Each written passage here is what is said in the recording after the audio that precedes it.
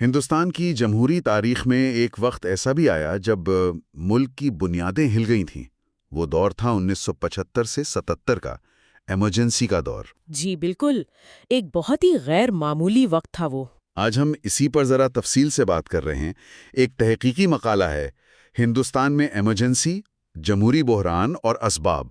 تو ہم اس کے جو اہم نکات ہیں ان کی روشنی میں سمجھنے کی کوشش کریں گے کہ آخر ہوا کیا تھا۔ صحیح، مطلب اسباب کیا تھے، اثرات کیا ہوئے، اور ہم نے یا ملک نے اس سے سیکھا کیا۔ ہاں، تو کہانی یوں شروع ہوتی ہے کہ الہ آباد ہائی کورٹ نے ایک فیصلہ دیا۔ جی، وہ فیصلہ جس میں وزیر اعظم اندرا گاندھی کا جو 1971 کا الیکشن تھا اسے بدعنوانی کی بنیاد پر کالعدم قرار دے دیا گیا۔ بالکل، اور اس فیصلے کے فوراً بعد ہی آئین کا آرٹیکل 352 استعمال کیا گیا۔ ہاں، داخلی خلل یا انٹرنل ڈسٹربنس کی بنیاد پر۔ اور ایمرجنسی نافذ ہو گئی، لیکن صرف یہی فیصلہ وجہ نہیں تھی، ٹھیک ہے نا؟ نہیں، بالکل نہیں۔ اس وقت ملک میں اور بھی بہت کچھ چل رہا تھا۔ معاشی حالات وہ کافی خراب تھے۔ مہنگائی بہت زیادہ تھی، سننے میں آیا ہے۔ جی ہاں، اور پھر وہ جے پرکاش نارائن کی تحریک تھی، سمپورن کرانتی یا ٹوٹل ریولوشن، وہ بھی زوروں پر تھی۔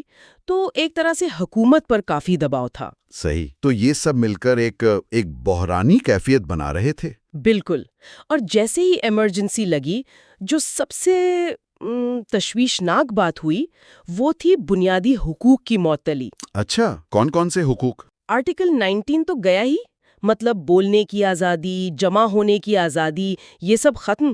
لیکن اس سے بھی زیادہ وہ آرٹیکل 21 یعنی جینے کا حق اور ذاتی آزادی، وہ بھی معطل کر دیا گیا۔ اوہ، یہ تو بہت سنگین بات ہے۔ جی، اور ساتھ ہی میڈیا پر سخت سینسرشپ، مطلب اخبار میں کچھ بھی چھپنے سے پہلے حکومت سے منظوری لینی پڑتی تھی۔ تو ایک طرح سے معلومات کا بہاؤ ہی روک دیا گیا۔ بالکل، آواز دبانے کی پوری کوشش تھی۔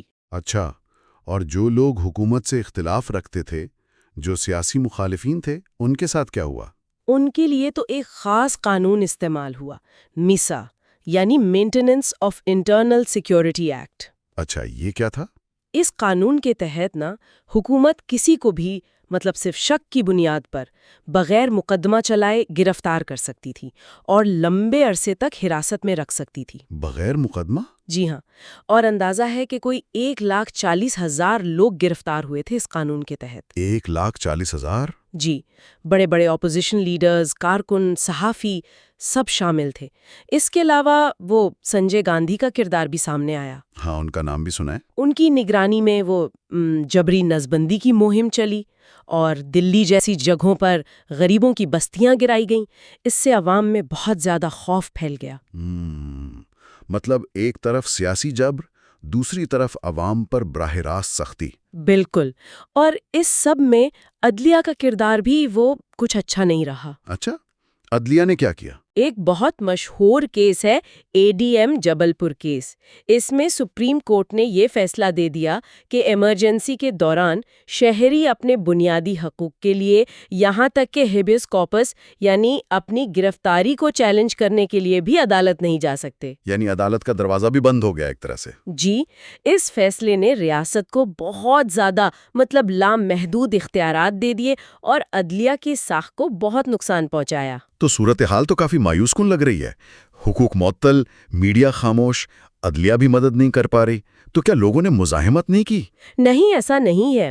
حیرت انگیز طور پر اسی ماحول میں جو اپوزیشن پارٹیاں تھیں جو پہلے بکھری ہوئی تھیں وہ اکٹھی ہو گئیں۔ اچھا؟ ہاں، انہوں نے مل کر جنتا پارٹی بنائی۔ الگ الگ نظریات کے لوگ ایک مقصد کے لیے ساتھ آئے۔ اور پھر جب 1977 میں اچانک اندرا گاندھی نے الیکشن کا اعلان کیا تو جنتا پارٹی نے مل کر الیکشن لڑا اور کانگریس کو شکست دے دی۔ وہ ایک تاریخی الیکشن تھا۔ واقعی یہ تو بہت بڑی تبدیلی تھی۔ تو اس ایمرجنسی کے تجربے کا کوئی دیرپا اثر بھی ہوا؟ کوئی سبق سیکھا گیا؟ جی ہاں، بہت اہم۔ سب سے بڑا سبق تو آئین میں ترمیم کی صورت میں سامنے آیا۔ 44ویں ترمیم 1978 میں۔ اس میں کیا خاص تھا؟ اس میں کئی چیزیں تھیں۔ ایک تو یہ کہ ایمرجنسی لگانے کے لیے جو داخلی خلل کی بنیاد تھی جو کہ کافی مبہم تھی، اس کو بدل کر مسلح بغاوت کر دیا گیا۔ یعنی اب صرف اندرونی گڑبڑ پر ایمرجنسی نہیں لگ سکتی۔ صحیح، یہ تو بڑی تبدیلی ہے۔ بالکل، اور یہ بھی یقینی بنایا گیا کہ آرٹیکل 21 یعنی جینے اور آزادی کا حق ایمرجنسی میں بھی معطل نہیں کیا جا سکتا، اور عدالتی نظرثانی کا حق بھی بحال کر دیا گیا۔ تو مطلب نظام نے خود کو ٹھیک کرنے کی کوشش کی؟ جی، یہ ظاہر کرتا ہے کہ ہندوستانی جمہوریت میں وہ صلاحیت ہے کہ وہ اپنی غلطیوں سے سیکھ کر خود کو بہتر بنا سکے۔ میڈیا اور عدلیہ نے بھی بعد میں اپنی آزادی کو دوبارہ حاصل کرنے کی کوشش کی۔ تو اگر ہم اس ساری گفتگو کا خلاصہ کریں تو ایمرجنسی یقیناً ایک تاریک دور تھا جس نے اداروں کو کمزور کیا، لیکن شاید اسی دور نے لوگوں کو جمہوریت کی اہمیت کا احساس زیادہ شدت سے دلایا۔ میں بالکل متفق ہوں۔ 1977 کے الیکشن کے نتائج اسی بات کا ثبوت تھے کہ عوام اپنی آزادیوں کو کتنی اہمیت دیتے ہیں۔ اور اس تجربے نے مستقبل کے لیے کچھ آئینی اور سیاسی، یوں کہیں کہ حفاظتی اقدامات فراہم کیے۔ بالکل، لیکن یہ واقعہ ہمیں ایک بنیادی سوال کی طرف بھی لاتا ہے، اور وہ یہ کہ جمہوری اداروں اور اقدار کی حفاظت کے لیے مسلسل نگرانی، احتساب اور شہری بیداری کتنی ضروری ہے۔ یہ صرف ماضی کی کہانی نہیں ہے۔ صحیح کہا، یہ ایک طرح سے مستقبل کے لیے ایک انتباہ ہے، ایک یاد دہانی ہے کہ جمہوریت کو کبھی گرانٹڈ نہیں لینا چاہیے۔ جی بالکل، اسے ہر وقت محفوظ رکھنے کی ضرورت